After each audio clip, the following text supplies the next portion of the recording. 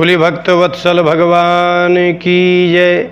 धातर यदस्मिन् भवईश जीवास तापत्रयेणोपहता न शर्म आत्मन लभन्ते भगवस्तवांघ्रित छायां सविद्या मत आश्रयेम। श्रीमद् भागवत के तृतीय स्कंध के 7वें अध्याय के 6वें श्लोक में विदुर जी ने यमुना तट में विराजमान मैत्रेय जी से एक विलक्षण प्रश्न किया, और यह प्रश्न सार्वजनिक प्रश्न है। प्रत्येक बुद्धिमान के हृदय में ये प्रश्न है, अल्पज्ञ के हृदय में भी प्रश्न है। बस यही तो विलक्षण बात है। विदुर जी ने कहा कि हे मैत्रेय जी, एक ऐसा प्रश्न है, सुनिए। भगवान एक एवैष सर्वक्षेत्रेष्वस्थितः अमुष्य दुर्भगत्वं वा क्लेशो वा कर्मभिः कुतः। हे भगवान, आप कह रहे हैं, वेद पुराण कह रहे हैं, सभी संत महात्मा कह रहे हैं, यहाँ तक कि भगवान स्वयं ही कहते हैं कि भगवान एका एव। पहली बात, भगवान एक ही है। दूसरी बात, ऐसा एव माने होता ही भी नहीं, ही भगवान एक एव, भगवान एक ही है। ये जो लोग अनेक भगवान मानते हैं, चाहे जिसको भगवान बना लेते हैं, मान लेते हैं, वो नहीं। आपने कहा है कि वेदों में जो कहे गए हैं वही एकमात्र भगवान है। और सर्व क्षेत्रेषु अवस्थितः, क्षेत्र माने होता शरीर, सभी शरीरों में वह निवास करते हैं, अवस्थितः है।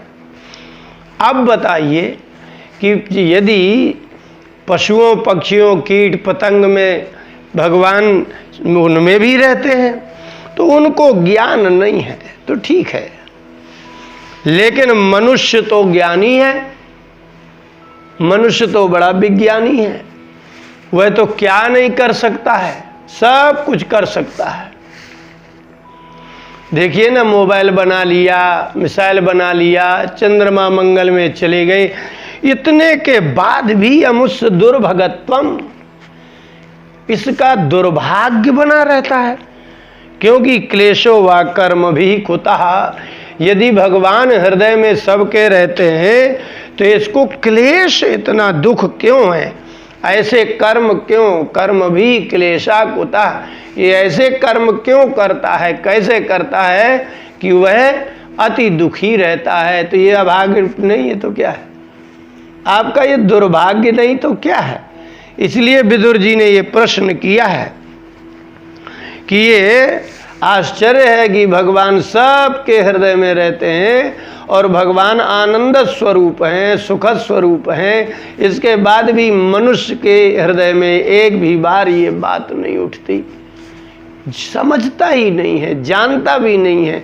क्यों उसको अपने कर्मों से दुख क्यों मिलेगा। तो हम उससे दुर्भगत्वम वा, या तो इसका दुर्भाग्य है। तो दुर्भाग्य क्यों है यदि भगवान हृदय में रहते हैं तो, और भगवान हृदय में रहते हैं तो कर्म भी क्लेशा कुतः, ऐसे कर्मों से, ऐसे कर्म ही क्यों करता है कि ये इतना दुखी होता है, इसको क्लेश मिलता है। अज्ञान के कारण घोर संकट है। विदुर जी का प्रश्न है ना मजेदार। तो मैत्रेय जी ने उत्तर देते हुए कहा कि हे विदुर, आप साधारण नहीं हैं, आप जो है धर्मराज हैं, क्या है, धर्मराज ही है, फिर भी आप सबके हितकारी पूछते हैं तो सुनिए। भगवान हृदय में रहते हुए भी भगवान को नहीं देखने दे रहा है कोई, तो उसका कारण एक ही है, सेयम। इसी तृतीय स्कंद के 7वें अध्याय के 9वें श्लोक में मैत्रेय जी ने बोलते हुए कहा, उत्तर दिया, सेयम भगवतो माया यन्नयेन विरुध्यते। जो नहीं देखने देता है वो कौन है? कि जो हृदय में भगवान रहते हुए भी इतना दुख झेल रहे हैं मनुष्य, और अपने को बड़ा बुद्धिमान समझ रहे हैं।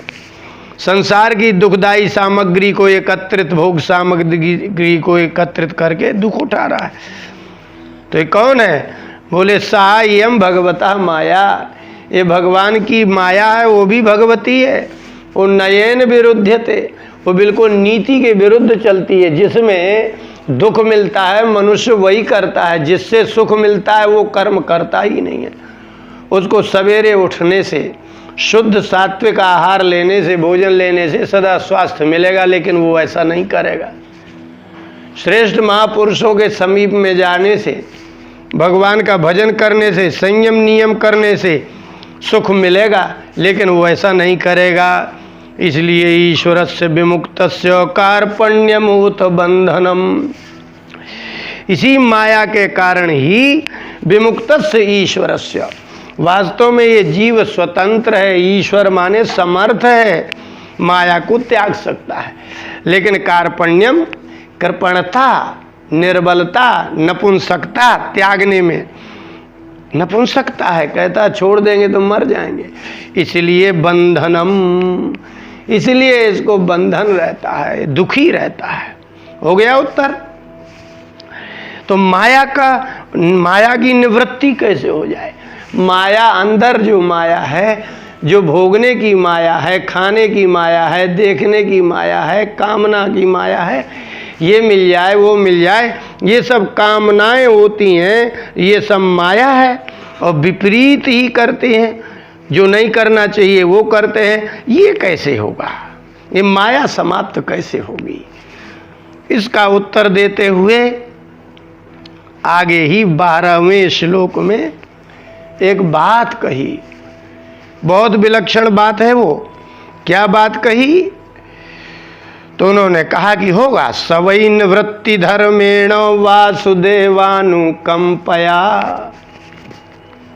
भगवद भक्ति योगेन तिरोधत्ते शनैरिह। भगवान और भगवान के आगे माया है, माया का भी तिरोधान हो जाएगा, अंतर्धान हो जाएगी माया। तो वो कैसे माया अंतर्धान होगी? हृदय में बैठे भगवान कैसे दिखेंगे? बोले निवृत्ति धर्मेण। निवृत्ति माने त्याग। जब नेत्र से आप सुंदर वस्तुओं को देखने की कामना का त्याग कर दें, कानों से संसार से संबंधित राग और काम बढ़ाने वाले शब्दों को सुनना निवृत्ति कर दें, छोड़ दें। शरीर के सुखदायी जितने भी वस्तुएं हैं, व्यक्ति हैं, भोग्य भोज्य पदार्थ हैं, उन सभी पदार्थों को धीरे धीरे निवृत्ति धर्म अर्थात त्यागिए। और वासुदेवानुकंपया, छोड़ना किसको पड़ेगा? आपको। कृपा कौन, अनुकंपा कौन करेंगे? बोले वासुदेव। भगवान अनुकंपा करते हैं, कृपा करते हैं, लेकिन निवृत्ति त्याग तो आपको ही करना होगा ना। इसलिए उन्होंने कहा कि माया का मोह कम होगा तब भगवान अनुकंपा करेंगे। यदि आप त्याग नहीं सकते हैं, त्याग नहीं करेंगे, तो भगवान की कृपा भी नहीं होगी। पत्नी की कृपा कब होती है? जब आप पूरा परिवार त्याग देते हैं। सारी संपत्ति जाकर के पत्नी को ही दे दीजिए, सारे सुख पत्नी को ही दे दीजिए, पुत्र को दे दीजिए, परिवार को संपूर्ण समर्पित हो जाइए, तभी सब लोग आपको अच्छा कहते हैं ना। तो सब जगह से निवृत्ति, सब जगह से त्याग करके आप अपने परिवार, पत्नी, पुत्र, पति पुत्र में जब लग जाते हैं तभी तो वो प्रसन्न रहते हैं और कहते हैं हमें प्रेम करते हैं। इसी प्रकार से आप इसका जब त्याग करके सिर्फ भगवान में ही पहुँचेंगे।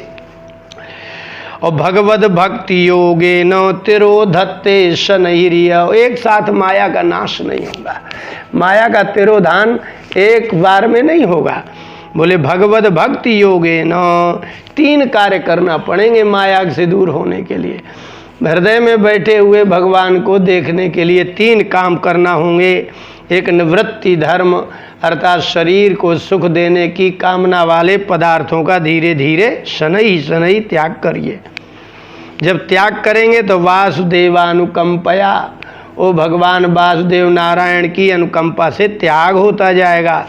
अंदर तड़प नहीं होगी, पाने की इच्छा समाप्त हो जाएगी, तब भगवत भक्ति योगे न।